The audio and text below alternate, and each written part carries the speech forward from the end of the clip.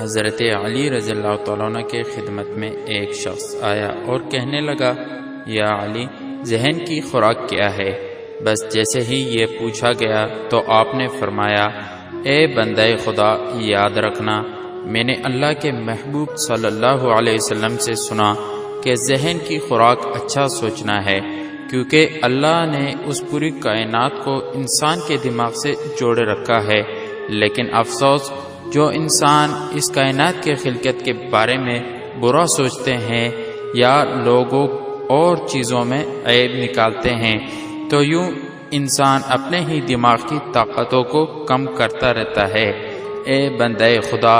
اگر انسان اچھی سوچ کے ساتھ اس دنیا میں رہنا شروع کر دیں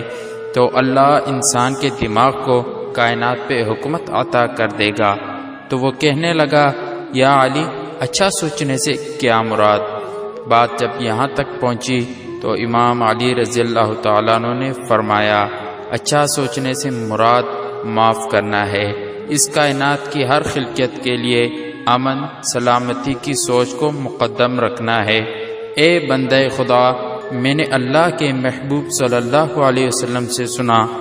کہ اللہ نے آسمانوں کے بیچ میں فرشتوں کے لیے ایک دروازہ قائم کیا جو ہر اس انسان کے لیے کھلتا ہے جس انسان کے دماغ میں اللہ کی مخلوق کے لیے اچھی سوچ ہوتی ہے، اور ان فرشتوں کا کام یہ ہوتا ہے کہ وہ کائنات کی ہر نعمت